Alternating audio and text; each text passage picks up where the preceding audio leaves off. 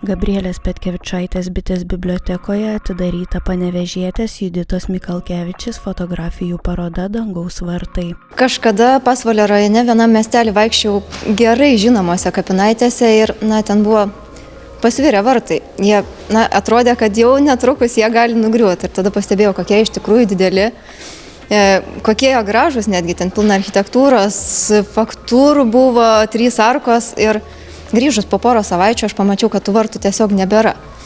Pastatyti metaliniai varteliai, išlyginta užsėta žolytė ir jų beveik viskas žaliuoja ir aš įsivaizduoju, kad jei dabar dar kažkas tuos senus vartus atsimena, tai po keletą metų tikrai nebeatsimins.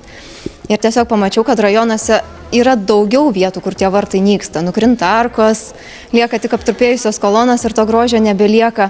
Kai kur tie vartai tiesiog yra demontuojami. Tai pamaniau, kad būtų vertinga parodyti. Galbūt ne visi jie išnyks su laiku, bet jie keičiasi, dingsta dalis, tokių pavyzdžių turi ir Panevėžy. Pirmoji autorės paroda vyko Panevėžio rajone Raguvos miestelyje.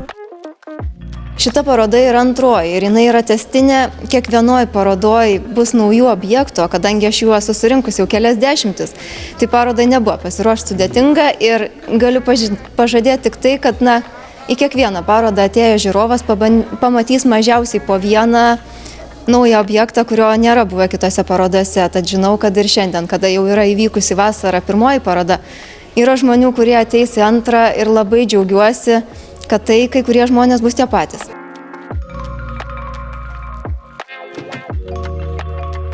Šitas projektas tikrai bus tęstinis, nežinau, kiek ilgai man pavyks įtęsti, nes kelionės užima pakankamai daug laiko, bet to nuvažiavus ir sąlygos ne visada būna idealios. Tai tikiuosi, kad pavyks man tęsti kuo ilgiau. Žmonės siūlo idėją surinkti visos Lietuvos, bet tai yra labai milžiniški skaičiai, tai yra, nežinau, ne tik tūkstančiai, galbūt ir keliolika tūkstančių. Tai tam reikėtų labai daug laiko, bet kažkiek tikrai, manau, pavyks parodyti. Kūrėja tikisi, kad jos nuolat pildomoje kolekcijoje vertę išvelgs ir žiūrovas. Verta būtų užsukti kiekvieną naujai vykstančią parodą, jei tik bus galimybė, nes šita paroda man labai patinka ir aš manau, kad daugelis žiūrovų čia kažką atras pažįstama. Paroda bibliotekoje veiks iki lapkričio 30 dienos.